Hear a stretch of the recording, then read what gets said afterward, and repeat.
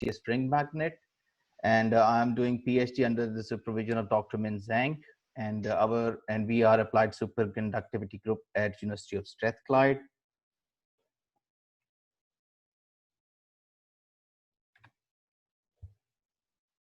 Yeah, I want to give a brief introduction about our applied superconductivity group and our laboratory at University of Strathclyde before moving towards my topic. This lab was initially established at University of Bath in 2010. Then we moved to Glasgow, Strathclyde University, and this lab was relaunched there in September 2019. Currently, our group have 2 faculty members, 2 research associates, and 10 PhD students. As far as the existing facilities are concerned, as far as the existing facilities are concerned, our laboratory has different platforms as shown in the figures. First one is the existing platform. First one is 20 kilowatt cryogenic propulsion unit tray. And the second one is HDR hardware in loop connection with a simulated propulsion network with a microgrid lab. And we are using RTDS in this one. And the third one is the SMES battery storage system. And the latest one we have got is the helium gas cooling system. And currently we are working on acquiring HTS winding machines with continuous IC measurement rig and 200 kilowatt HTS machine ring. This is the brief introduction of our lab. You can see the picture, overall lab view at the top right corner of the slide. Now I will move towards my main topic of which is magnetization characteristics of HTS ring magnets. I will start with the content outline of my presentation. First of all, I am going to give you a brief introduction about the ring magnets, and then I will proceed with the basic structure, basic fabrication process and the structure of the ring magnets. Then I will just give you a brief review of magnetization mechanism we have used for obtaining the results. And then I will go through the 3D homogenization edge formulation model. And after that, I will discuss some modeling and experimental results.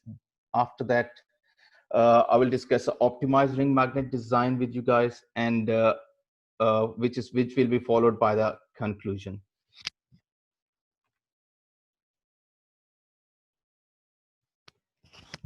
Yes. Whenever we talk about superconducting magnets, 2 names appear in mind are superconducting bulks and the superconducting stack. But here I'm going to discuss a third superconducting magnet, which is a ring magnet. And ring magnets are created by using the HTS coated conductors and by splitting the conductor in the middle and opening it up to form a jointless persistent current loop. And they can be stacked together to form a compact magnet. And they are very flexible in size and can be built into magnet with larger diameters. And the magnets created by this method is potentially more reliable than the coils, as any fault within the single loop is not going to affect the other loops of the magnet. And third one, it has a advantage of higher current density, which can be seen here in the figure, as it is clearly seen that the magnetic field is perpendicular to both the stack and magnetic field is perpendicular to the bulk and stack, which causes the reduction in the critical current density. However, for STS ring magnet, the field is parallel to the rings, which results in the higher critical current density. You can see here, which is highlighted blue. There is a highlighted blue circle in the graphs. This is at 25 Kelvin and 8 Tesla. The critical current is roughly 4 times the critical current in the perpendicular field. This means that 4 times less HTS material is required for the HTS rings as compared to the HTS bulk and stack at that same magnetic field 8 Tesla and 25 Kelvin temperature.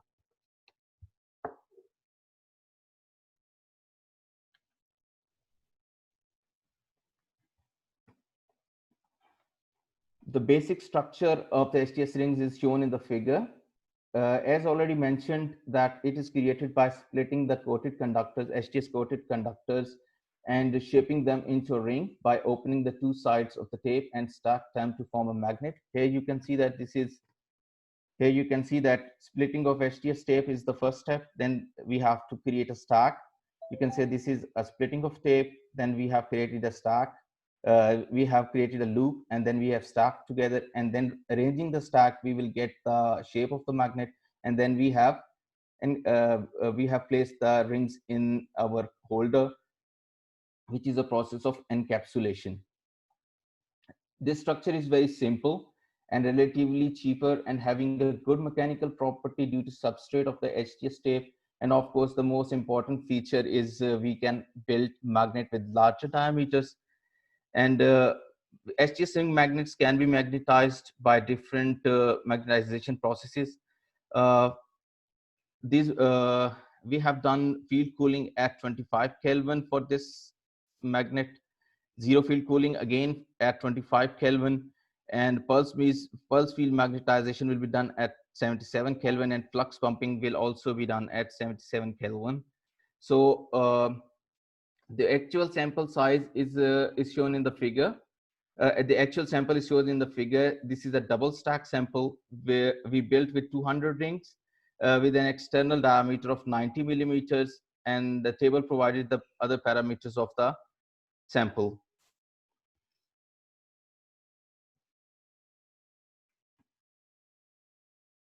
Yes. For this presentation, I'm just going to present the field cooling results, field cooling experiments result. The experimental setup is shown in the figure, which we have used for field cooling is at University of Cambridge. The sample parameters are shown in the table. The total space of the sample was available in the experimental setup was 100 millimeter, out of which we have utilized 90 millimeter. And the medium of cooling was helium. And 3 sensors were used to trap the magnetic field within the sample. And the ramping rate of our external magnetic field decreasing was 0.1 Tesla per minute. And the initial magnetic field value was 5 Tesla.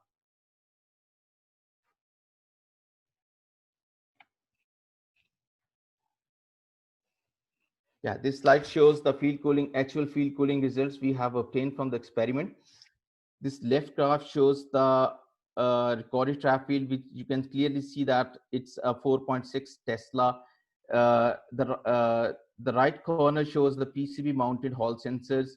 And during the experiment,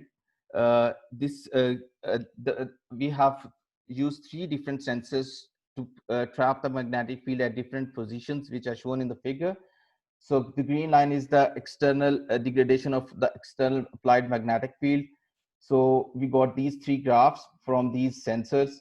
So this gives us a maximum trap field of 4.6 Tesla, which is the new one for this ring magnets. So then after performing the experiment, we examined the flux creep behavior of the magnet. So it was shown that during the first 2.5 hours, the flux creep degradation accounts for 5.3% reduction in the trap field, while the overall reduction for the whole period of time was 7.8%. So which the overall time was approximately 16.5 hours, for which we measured the flux creep behavior of the sample.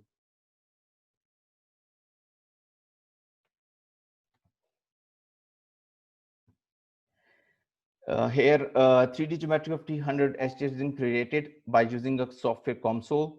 At the top, you can see the governing equations. This is a generalized form of H formulation, and This is the resistivity of the HTS domain, which is governed by the very famous EJ power law.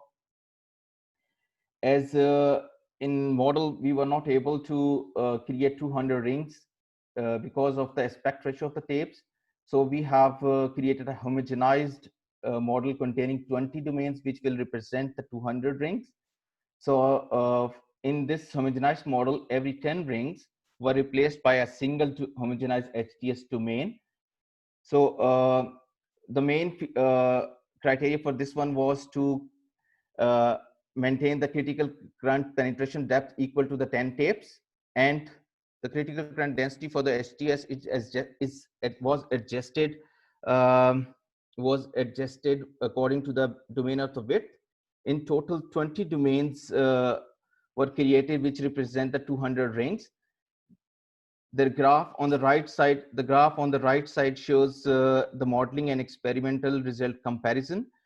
The solid lines are for the experimental results, and the dotted lines with symbols, they represent the modeling results. As can be seen that both the values, they complement each other. So and the external magnetic field used during the modeling is also shown with the green line. Here you can see that both the maximum trap field is 4.6 Tesla in this case as well.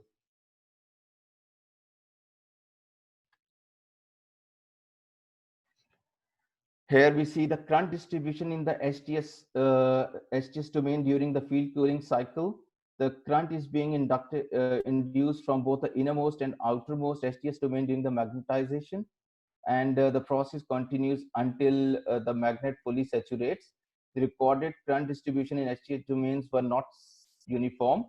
The maximum induced current is noticed in the middle of the, you can see here the distribution of the rings. The ring 1 to 10, they represent the innermost, and rings 91 to 100, they represent the outermost domain. As can be seen there is simultaneous current penetration from innermost and outermost domains. Both figures are related by external magnetic field and current penetration into the domains. Each current density figure corresponds to external field, which has been indicated as well here. So this was when the field was at 4 Tesla, there was a least penetration of the current in the rings. Then gradually it increases as the field was decreasing towards the 0 Tesla. So you can see in this graph, you can see we have the innermost and the outermost rings have the same current distribution. Then simultaneously, all the other 2 layers have the same one. Means the innermost and the outermost, they penetrate at the same simultaneously. And the maximum, you can see the maximum is noted in the middle ones.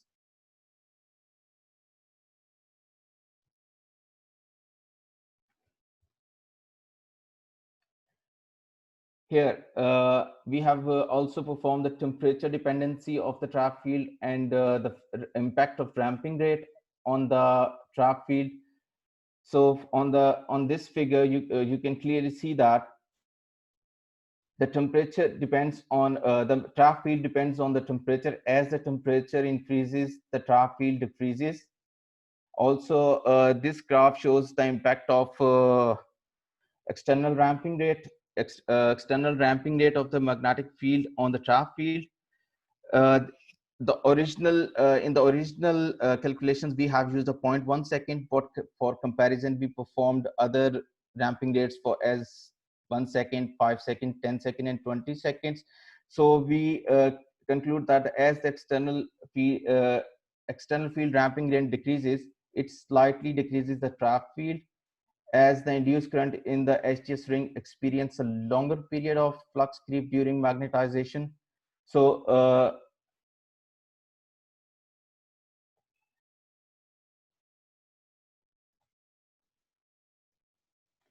yeah, this slide, the previous slides explain the section of the original design of the ring magnet. As now we have seen in the previous slides, by that we have a angle deflection of the magnetic field. So this slide will explain you a new optimized ring magnet design, which will minimize this angle's deflection. As shown during the field cooling result of the original magnet, we experience the angle deflection of the trap field. To improve that field dependency here, a new optimized design has been proposed, which can trap higher magnetic field and also produce symmetric field distributions. Here we use the offset stacking of the tape to improve the field homogenization. The whole process of fabrication is the same, which I have introduced in the previous slides. The only difference is now we have two different length ring offset stacks. Right side shows the right side shows the animated current distribution of the new optimized design. The two sides of the new magnet has been shown separately. This is the normalized current density J by JC, which we have obtained from our model. So this is the external magnetic field profile we have given to the COMSOL model. So the top graph shows the external one, this one. So the current distribution is the same as that of the original design, means the innermost and the outermost, they penetrate simultaneously. So in the table, you can see the new parameters for our new optimized design. In the previous case, the inner diameter was 10 millimeter. Now the inner diameter has changed to 23 millimeters, and the outer diameter, instead of 90 millimeter, it is going to be 160 millimeter, and the operating temperature is 4 Kelvin. And now the number of rings has also increased from 200 to 400.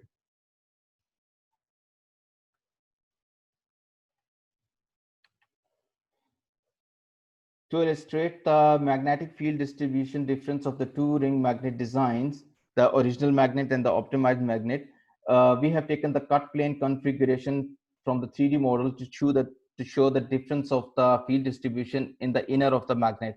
You can also see the positions of the Hall sensor where the readings were taken. Here, the field homogenization is much better for the optimized design. The field distribution has improved, can be seen in the table below. The field dependency from either side with respect to the center is decreased in optimized design. The trap field has also increased to 9.4 Tesla, which is achievable at 4 Kelvin. And there is a significant improvement in the field homogenization. The graph on the right side shows the trap field values at different position of the Hall sensors. And they also show that the field homogenization of the new sample is much better than the previous original magnet design.